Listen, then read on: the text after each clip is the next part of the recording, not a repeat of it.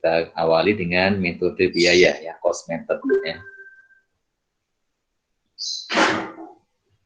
Ini kita akan lihat posisi keuangan ya, parent dan subsidiary setahun setelah akuisisi ya. Kalau di pembukuannya induk perusahaan ya, equity investment di INS ya, dicatatnya dengan metode biaya ya, memiliki saldonya berubah atau tidak ya. Saldonya tidak berubah ya kalau menggunakan metode cost kan. Kalau menggunakan metode biaya ya, equity investment in S ini ya, saldonya tidak akan berubah ya, tidak disesuaikan dengan jumlah bagian laba yang diterima, dan juga tidak disesuaikan dengan dividen yang diterima ya, sehingga equity investment in S yang tercatat jumlahnya tidak berubah dari tahun ke tahun ya, angkanya itu terus ya.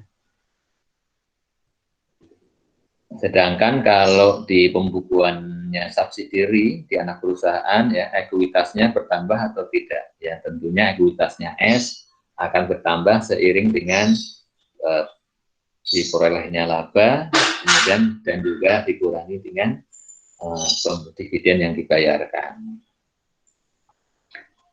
Sehingga apa ya, sehingga di tahun ya, sehingga ketika kita mau membuat konsolidasi di tahun kedua ya, tentunya kita perlu menyesuaikan ini ya, menyesuaikan apa?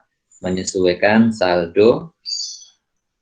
Kita perlu menyesuaikan saldo investment in S ya. Kita perlu sesuaikan ya. Disesuaikan sebesar berapa? Ya sebesar ini ya, sebesar kenaikan labanya S dan juga dikurangi dengan dividennya S ya. Ini yang perlu disesuaikan ketika kita membuat laporan konsolidasi di tahun kedua dan seterusnya, apabila kita dengan menggunakan metode biaya ya. Nah, sebagai ilustrasi, awal tahun 2018 P membeli 90%, kepemilikan di S harga 450 juta. Ekuitas S pada saat akuisisi berupa modal saham 300 juta, saldo laba 200 juta. Laba tahun 2018 100 juta, kemudian bayar dividen 40 juta.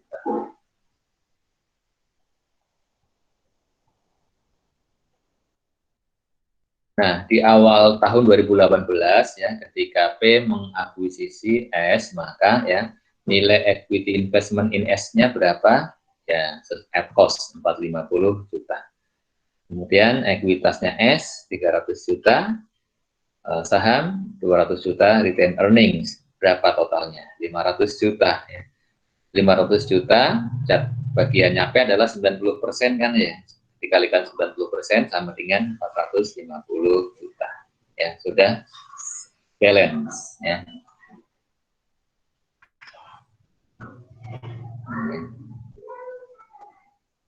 Kemudian, nah, sampailah kita di akhir tahun 2018, maka equity-nya S ya bertambah 100 juta dari laba bersih ya, yang di closing ke retain earnings ya, dan juga dikurangi dividen 40 juta, maka saldo di akhir tahun 2018 ya untuk retain earnings-nya, RE-nya 260 juta, untuk capital stock-nya tidak ada perubahan, tetap 300 juta ya. Sehingga kalau kita kalikan 90% untuk P, apakah jumlahnya 450 juta, 450 ribu? Tidak ya, tidak sama sekarang. Kenapa tidak sama? Karena di sini ada nambah berapa? Ditambah 100 kurang 40, berarti di equity-nya S bertambah net 60 ribu. 60 ribu mestinya jatahnya untuk P di sini berapa? 60 kali 90%. 54 ribu. Ya, mestinya di sini adalah 504 ribu ya, baru sama ya. Tetapi karena P P menggunakan metode cost untuk mencatat investasinya, maka nilai investment in S-nya tidak disesuaikan, ya. Dia tidak mencatat penyesuaian atas investment in S selama di tahun berjalan, ya. Nah, ini yang perlu kita lakukan penyesuaian ketika kita membuat laporan konsolidasi, ya.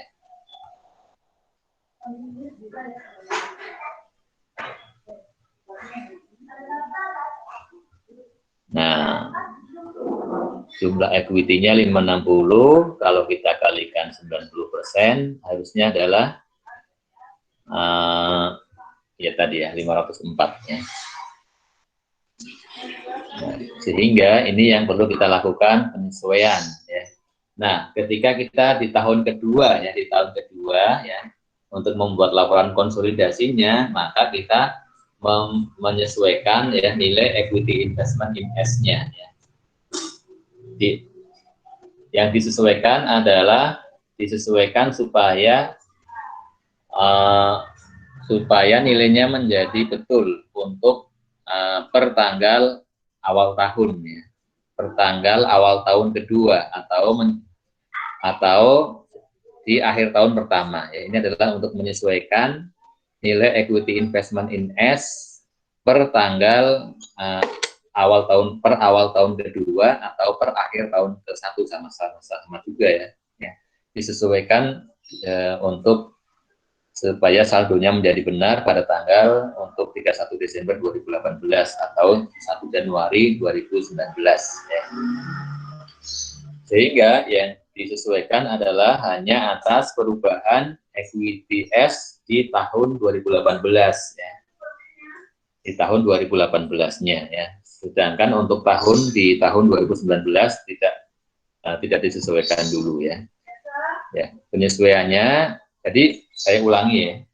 Untuk awal tahun kedua kita lakukan ya penyesuaian saldo equity investment in S, ya, supaya disesuaikan dengan perubahan equity S tahun yang lalu, ya. Jadi untuk menyesuaikan dengan perubahan equity S tahun yang lalu, ya, patokannya begitu, ya.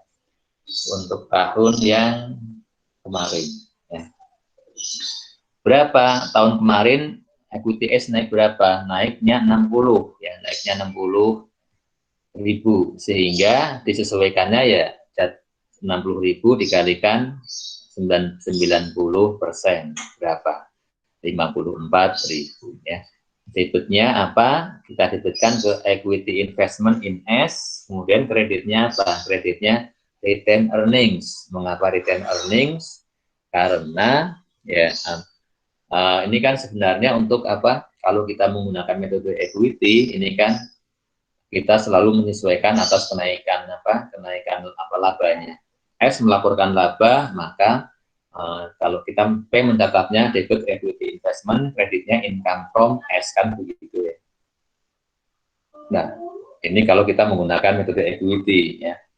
Tetapi ya karena ini adalah sehingga ya untuk penyesuaiannya kalau menggunakan metode cost, kemudian ini adalah di tahun kedua menyesuaikannya adalah debit equity investment sesuai dengan kenaikan equity, kreditnya ke retained earnings, karena ini adalah untuk menyesuaikan atas bagian laba dan juga dividen tahun yang lalu, ya. Untuk tahun yang lalu kan, ya, kalau untuk tahun yang lalu kan artinya sudah closing ke retained earnings, seperti itu, ya.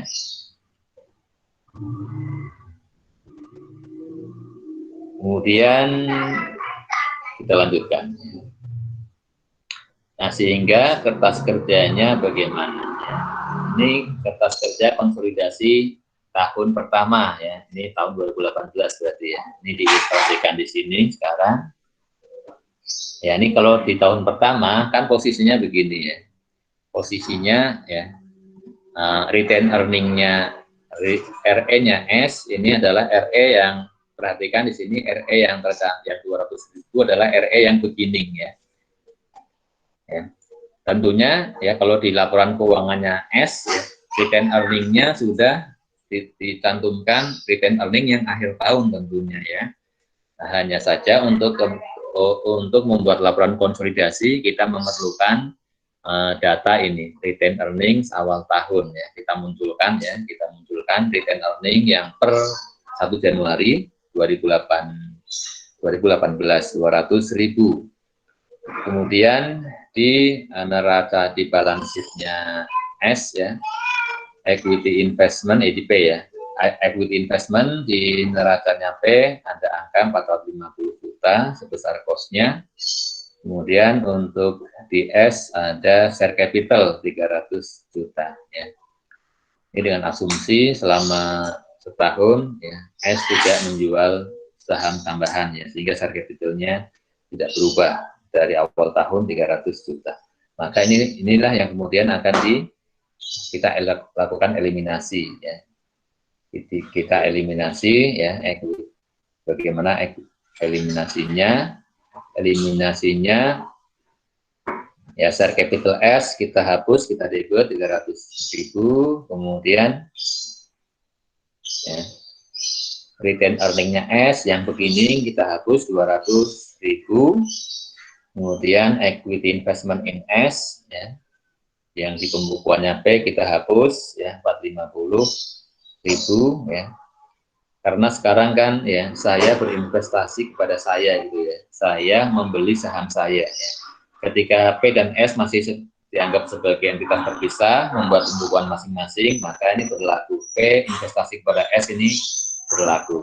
Tetapi kalau dibuat laporan konsolidasi gabungan, maka sekarang P dan S adalah satu entitas, maka transaksi ini dibacanya menjadi saya membeli saham saya, ya, menjadi apa? Menjadi meaningless ya, tidak punya makna, sehingga kita hapus. Kemudian ya, ini kan debitnya 500.000, kemudian kita kredit equity investment 450.000, yang 50.000 jatahnya siapa? Ini adalah tentunya kepemilikannya investor lain-lain ya, non pengendali ya, non controlling interest equity.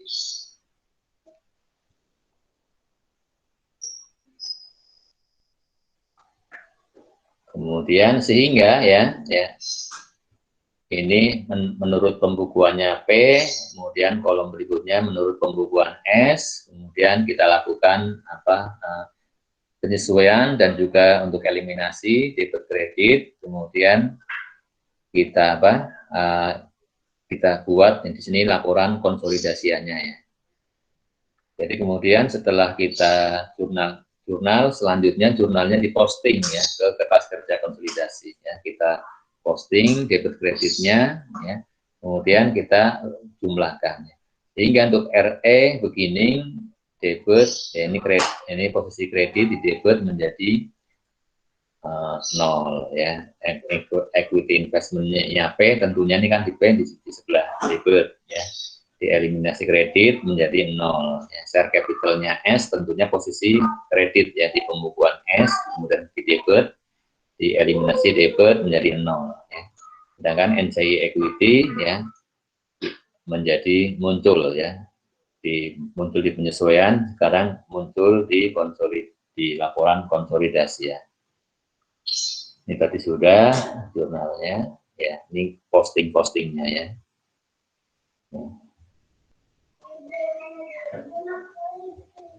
Selanjutnya, nah sekarang kita ke tahun kedua ya. Di tahun kedua bagaimana? Di tahun kedua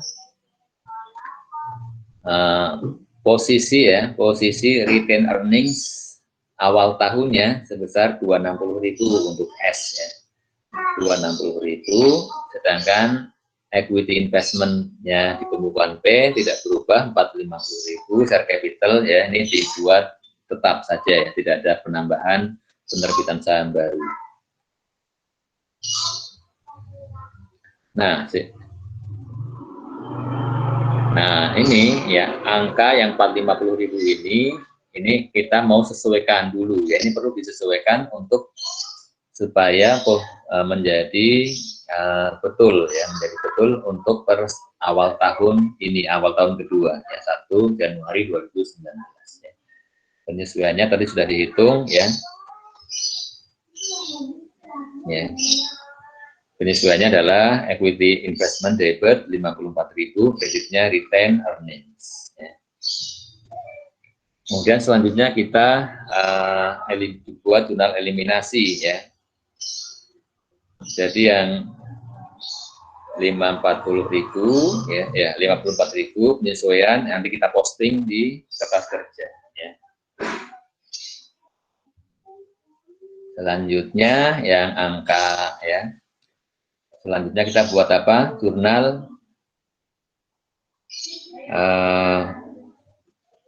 eliminasinya ya. Sebentar ya, silakan sebentar dilihat dulu ya.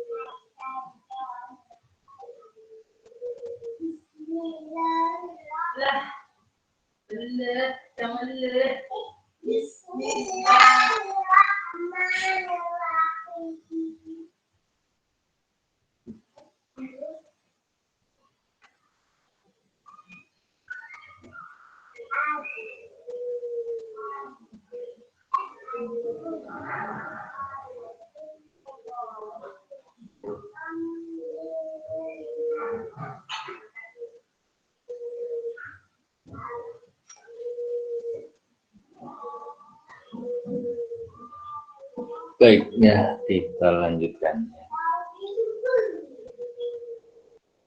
Jadi ya, untuk penyesuaiannya untuk dieliminasi di tahun kedua ya.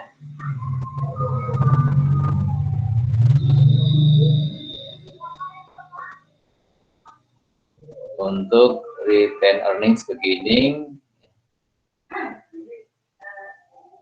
di kredit ya, yang 260 tadi ada apa dieliminasi di debit ya, debit, kemudian ada retain earnings yang untuk menyesuaikan saldo equity investment in S 54.000 kredit ya, sehingga di sini konsolidasinya menjadi tentunya 54.000 ini belum ditambah dengan ini ya, ini tidak ada angkanya ya. Berarti kan RE-nya P misalkan berapa di awal tahun ya, misalnya 1 juta ya, 1 juta ditambah 260, kemudian dikurangi 260 ditambah 54.000 menjadi 1.054.000, mestinya begitu ya. Hanya saja di sini angka RE-nya P tidak dimunculkan. Kemudian yang investment in S ya, tadi kan penyesuaiannya adalah sebesar ditambah 54.000, kemudian eliminasinya adalah di sini ya, equity investment in S kita eliminasi sebesar 504.000 ya. yaitu sebesar saldo awalnya 450 ditambah dengan penyesuaian tahun lalu, ya, sehingga equity investment totalnya menjadi 54.000, dan ini yang kemudian kita eliminasi, ya. Kemudian selisihnya sisanya untuk NCI equity. Kemudian capital stoknya seperti biasa, ya. Kemudian muncul equity investment sebesar, di sini harusnya ada ya 56.000, ya. NCI equity 56.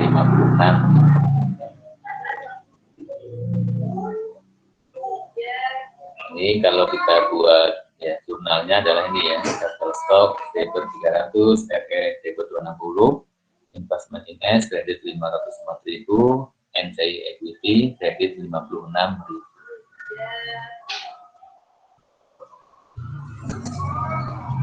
Kemudian jurnal kertas kerja konsolidasi tahun kedua, ya, yaitu kita apa yang akan kita lakukan, ya, apa yang perlu disesuaikan dan perlu dieliminasi, ya. Yang pertama adalah dividen income, ya, seperti yang kita latihan tadi kan, kita pertama mengeliminasi dividen income dan dividen S. Yang kedua adalah kita eliminasi equity investment and in S dengan pasangannya equity-nya S, ya. Selanjutnya kita eliminasi NCI expand, ya. Kita memunculkan NCI expand, yaitu memunculkan bagian labanya perusahaan investasi yang untuk non controlling interest. Kemudian kita juga melakukan, ya, penyesuaian untuk menghapus excess value, mengamortisasi excess value tahun kedua. Jadi excess value itu tiap tahun diamortisasi sampai kapan? Sampai habis, ya. Atau sebelumnya, ya, ini adalah kita memunculkan, ya, memunculkan excess value tahun kedua, ya. Ya, ketika kita menjurnal equity investment dengan equity S, ini kan muncul apa, excess value kan, ya, excess value tahun kedua. Excess value-nya, ya, yang muncul di tahun kedua yaitu excess value setelah kemarin dikurangi amortisasi tahun pertama, ya. Excess value kan tiap tahun diamortisasi. Di tahun pertama kan juga sudah diamortisasi. Maka untuk di tahun kedua, maka nilai excess value unamortized excess-nya, ya, ini adalah dari totalnya berapa dikurangi dengan amortisasi tahun pertama. Selanjutnya kita lakukan amortisasi excess value untuk yang tahun keduanya.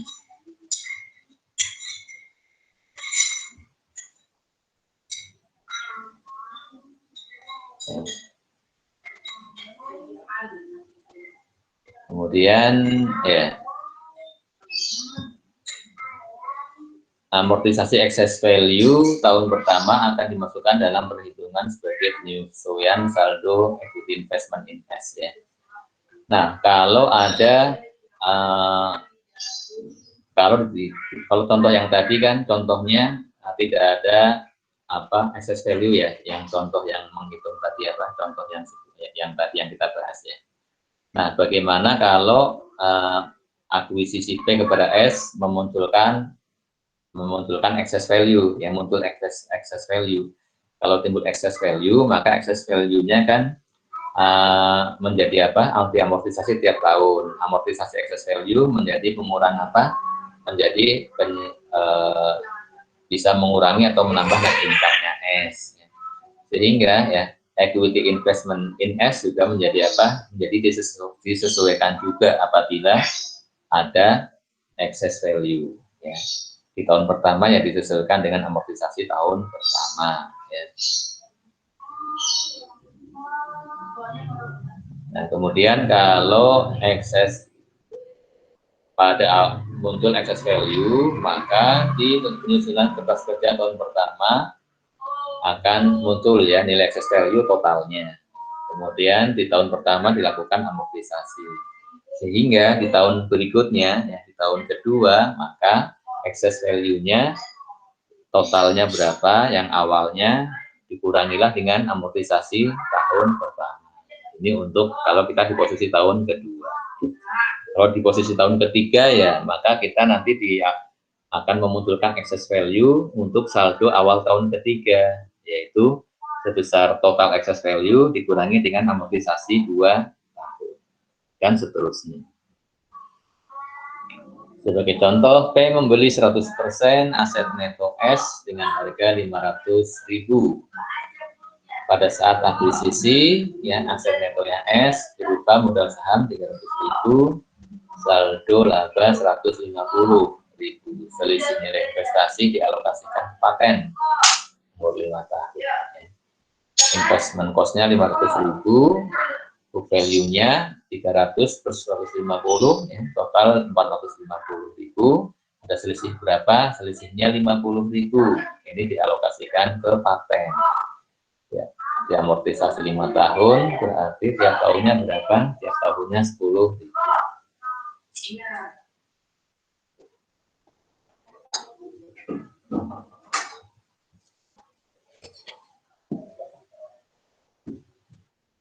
Sekarang kita lihat kertas kerja tahun pertama, ya.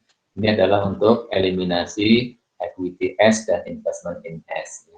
Capital stock debit 300.000, RE debit 300.000, kita munculkan paten, ya, 50.000. Ya, kemudian ya, excess value-nya kalau hanya satu saja dialokasikan ke paten, ya langsung saja kita paten. Ya. Kalau contoh yang di latihan, ya, excess value-nya kan dialokasikan ke beberapa item, maka kita biasa membuat 2 tahap, ya. Tahap pertama kita sebutkan di sini excess value, kemudian kita buat jurnal lanjutan di sini, yaitu alokasi excess value kepada aset-aset yang nilainya berbeda antara book value dengan fair value-nya. Ya. Kalau contoh yang sekarang, ya, excess value-nya hanya dialokasikan ke satu item paten, maka langsung saja kita di sini sebutkan paten, ya, bukan excess value, ya, bukan unamortized excess value. Ya. Kemudian kredit investment in S 500 juta sebesar cost-nya. Sehingga persamaan investasinya, ya, tahun pertama seperti ini. Ya. Kemudian misalkan S menghasilkan laba 200.000 mestinya nih, ya, 200.000 kurang 0,1 dan membayar dividen 120.000, ya. Sehingga ya equity-nya S, ya, naik berapa nih? 200 plus 200 minus 120, ya, mengalami kenaikan 80.000, ya. Sehingga, ya, RE, ya, retain earning-nya S menjadi 150 tambah 200 minus 120, yaitu 230.000. Capital stock nggak berubah, paten tidak berubah, ya, investmentnya. Nah, investment in S nilainya, ya, mestinya menjadi, ya semuanya, ya, 300, ya, plus 230 plus 50, ya, totalnya 580. Hanya saja, ya, kalau P menggunakan metode biaya, P kan tidak pernah melakukan penyesuaian atas laba yang diterima oleh S, ya. Dan ketika mendapat dividen juga tidak mengurangi investment in S-nya, ya. Sehingga atas, ya, kenaikan nilai investment in S dari awal tahun 500.000 ke akhir tahun, ya, naik menjadi 580.000, kan ada kenaikan 80.000. Ini di pembukuannya P belum dicatat.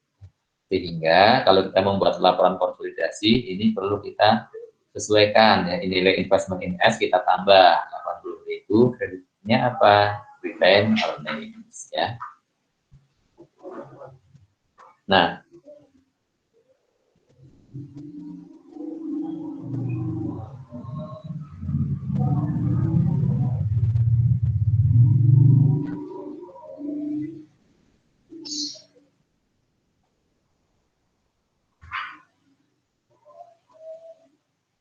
kemudian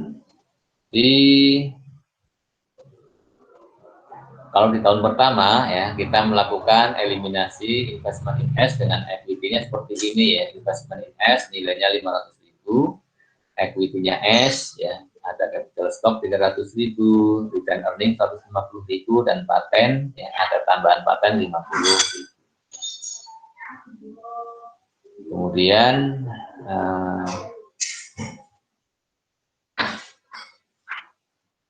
untuk paten, ya, untuk paten, ya, paten kan ini kan di sini muncul, ya, di sini muncul paten, ya, kita di jurnal eliminasi muncul paten 50.000, ya, maka nilai paten adalah sebesar 50.000 kita munculkan. Kemudian selama tahun pertama, ya, dari awal tahun sampai dengan akhir tahun kan patennya sudah kita lakukan amortisasi, ya, sehingga untuk amortisasi paten tahun pertama sebesar berapa? 10.000 kita kredit, ya, sehingga, ya, nilai paten menjadi berapa? Ya, netnya 40.000. Nah, kemudian kalau jurnal eliminasinya atau penyesuaian untuk amortisasi paten, ya, kita debit, ya, untuk amortisasi expense-nya kita debit ke operating expense, ya. Ini tentunya menyesuaikan dengan akun yang digunakan di kertas kerjanya, ya. Kalau di kertas kerjanya, ya, biasanya kertas kerja itu kan akunnya terbatas, ya. Misalkan amortisasi expense tidak ada, adanya hanya operating expense, maka ya sudah kita gunakan saja akun yang ada, ya. Operating expense kita masukkan menjadi bagian dari operating expense. Jadi untuk amortisasi paten, ya, kita jurnal, ya, ke debit operating expense 10.000, kreditnya paten 10.000. Sehingga, ya, di kertas kerjanya juga nanti akan seperti ini.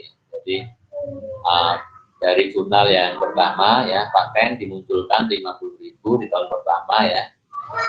Ketika mengeliminasi investment S dan capital dan equity S awal tahun, maka kemudian muncul paten 50.000. Kalau kita posting di kertas kerja, di sini debit 50.000. Kemudian di tahun pertama, ya, paten kita amortisasi sebesar 50.000 bagi 5, ya, 10.000. Debitkan operating expense, kreditnya paten. Sehingga untuk paten kemudian kita posting menjadi, ya, kredit, ya, sehingga nilai paten di akhir tahun pertama menjadi 40.000.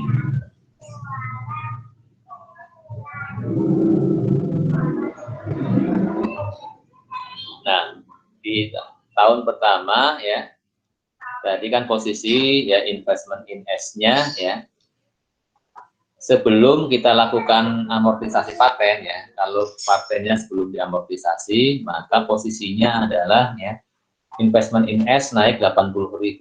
Naiknya dari mana? Naiknya berasal dari kenaikan laba dikurangi dividen, ya. Penambahan laba 200 dikurangi dividen 120 ini adalah sehingga equity S naik 80.000. Maka di sini kita investment in S juga naik 80.000 menjadi dari 500 menjadi 580.000. Ya.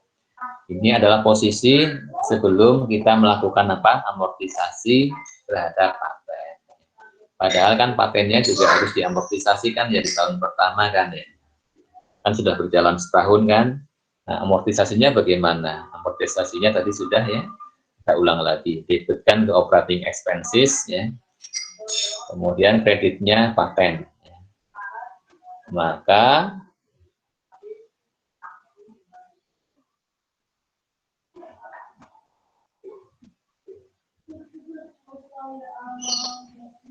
untuk awal tahun kedua, ya,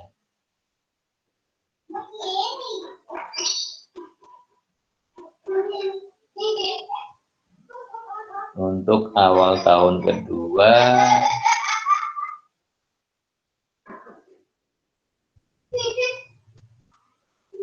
ya, maka, ya, kita lanjutkan sekarang, ya. Nah, tadi, ya, paten kan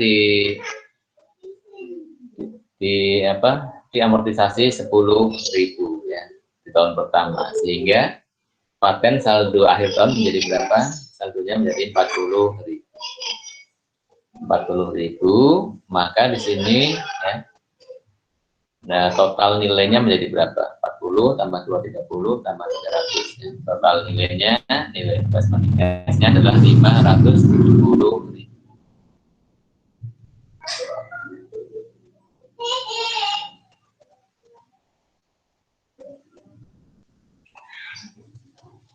Nah, ya. Untuk ya kita lakukan ya di menyesuaikan ya, amortisasi paten tahun lalu ya. Jadi di awal tahun kedua ya, di awal tahun kedua ya, kita menyesuaikan ya nilai investment in S ini kita kurangi 10.000 ya, sebesar apa? Sebesar amortisasi paten tahun lalu. Caranya bagaimana? Caranya ya investment in S kita kredit, ya kita kredit 10.000. Ya. Kemudian ya debitnya ke retained earnings ya, 10.000.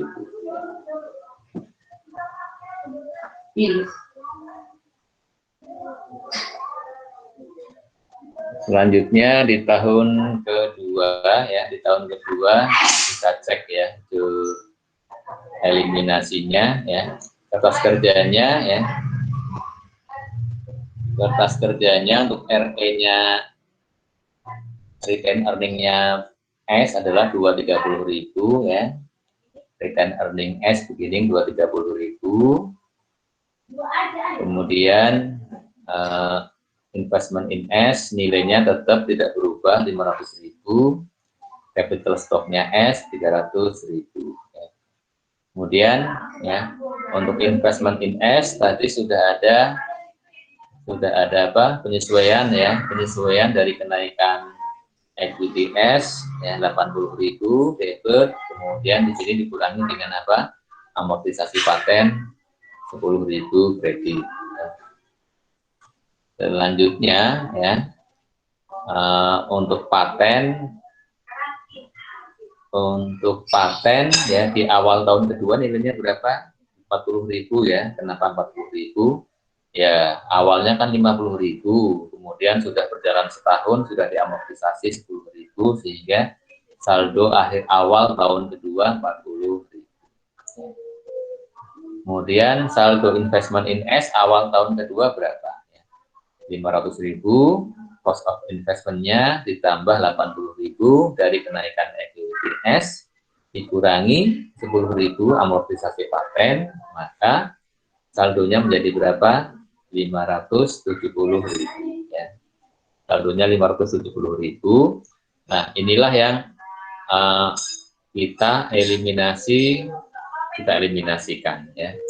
Sehingga untuk eliminasi investment in S dan equity S di tahun kedua, perhatikan ya, capital stock-nya 300.000 tidak berubah, RE-nya ini adalah RE awal tahun kedua 230.000, dan nilai paten adalah nilai paten di awal tahun kedua yaitu 40.000, yaitu total 50.000 dikurangi amortisasi tahun pertama.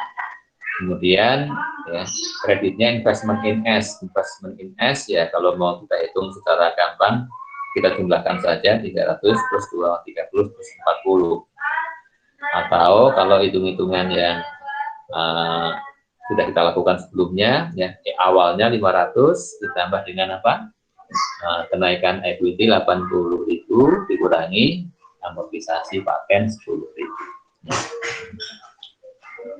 Seperti itu untuk eliminasi investment in S dan equity-nya S di awal tahun kedua.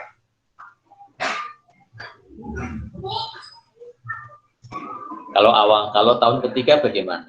Kalau tahun ketiga maka ya katakanlah ya capital S-nya nggak berubah ya 300.000, kemudian RE-nya S sekarang ya RE awal tahun ketiga ya yaitu 230.000 ditambah dengan kenaikan equity S tahun kedua berapa ya menjadi berapa, kemudian patennya menjadi berapa nilainya. patennya tentunya turun 10.000 lagi, yaitu dikurangi amortisasi tahun kedua. Berarti di awal tahun ketiga nanti paten di sini nilainya menjadi 30.000. Di tahun keempat 10.000, di tahun kelima menjadi 0. Ya. Kemudian nilai investment in S-nya ya bertambah dengan kalau di tahun ketiga berarti ditambah lagi dengan kenaikan equity tahun kedua, dikurangi lagi dengan amortisasi paten tahun kedua 10.000 dan seterusnya ya. Baik, seperti itu ya metode cost ya untuk jurnal eliminasi dan penyesuaiannya. Kemudian sekarang kita beralih ke metode ekuitas ya.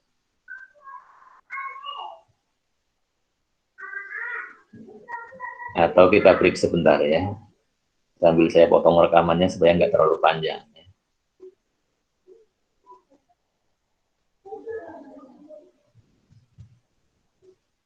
Baik, sebelum ke metode ekuitas kita break sejenak ya.